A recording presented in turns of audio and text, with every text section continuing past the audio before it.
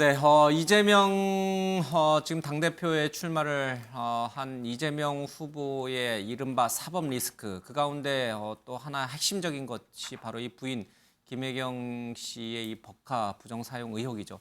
이와 관련돼서 이 대리 결제를 해줬던 배 씨라고 하는 사람이 경찰에 소환 조사를 받았고요. 이것도 직접 참고인으로 받았고요. 또 운전기사 숨진 사망한 운전기사와의 관계도 계속 연일 언론에 보도가 되고 있습니다. 자, 그러면요 잠깐 이재명 의원의 얘기 하나 듣고 가겠습니다.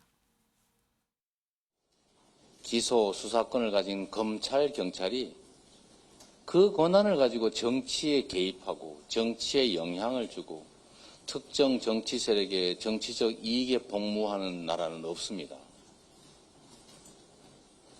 이거는 가장 심각한 국기문란 행위입니다.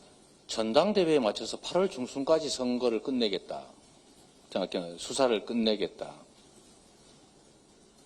이런 보도를 제가 봤는데 사실이 아니기를 바랍니다.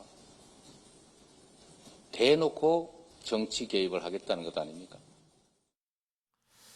자, 야당 대표가 됐을 때 과연 현재의 경찰과 검찰이 여러 가지를 수사할 수 있을 것인지 그에 대해서 이건 정치적 탄압이다 이렇게 아마 이재명 후보는 본 것 같습니다. 김영주 의원님, 네. 진짜 사법 리스크는 정권이 만들어낸 검경이라고 하는 권력기관이 만들어낸 이른바 조작된 정치적 탄압인가요? 저는 뭐 그렇게까지 얘기하기는 좀 애매한 부분이 있다고 예. 생각합니다. 어쨌든 그 전부터 뭐 법카 문제는 충분히 논의가 됐고 예. 문제가 있었고 또 수사 범위 안에 들어와 있었기 때문에 다만 시기를 저울질하는 부분에 대해서 그런 비판과 논란을 할 수 있습니다만은 어쨌든 뭐 그런 것을 가지고 현 정부나 경찰이 어떤 뭐 일부러 어떤 사법 리스크라고 하는 것을 극대화시키기 위해서 혹은 이재명 그 당대표 후보를 떨어뜨리기 위한 목적으로 저와 같은 일정을 잡았다고 보기는 예. 어렵다라고 봅니다. 다만 그럼에도 불구하고 어쨌든 바람직하지 않는 민주당으로서는 굉장히 어려운 지점에 와 있는 예. 건 사실이죠. 이제 그런 의미에서 조금 더 디테일한 어떤 서로의 고려, 예.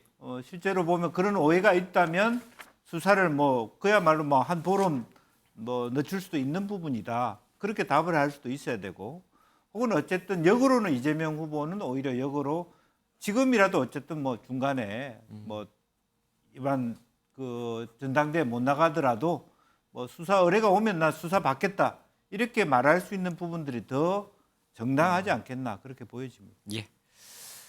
자, 이슈 하나만 좀 더 다루도록 하겠습니다. 안희정 전 충남지사가 이 성폭행 혐의로 이제 수감돼 있었죠. 오늘 만기 출소했는데 그 모습 잠깐 보겠습니다.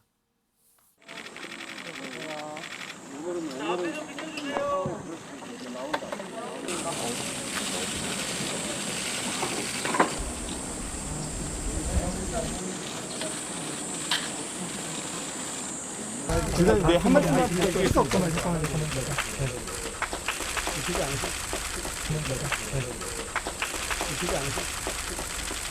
네, 저기 3년 6개월간 소감 한 말씀만 부탁드리겠습니다. 지사님, 한 말씀만 부탁드리겠습니다. 죄송합니다. 지사님, 앞으로 어떻게 지내실 건가요? 김정은 행정관님, 이제 뭐 친구로서의 의리일까요? 어쨌든 현역 민주당 의원 김종민 의원을 비롯해서 몇 분도 가셨어요. 어떻게 봐야 돼요? 이게 뭐 인간적인 관계 때문에 갔겠죠. 뭐 실제적으로 만약에 이런 상황 자체와 관련해서 정치인이 자기의 정치적인 미래를 고려했다면 저기 갈 수 있었겠습니까?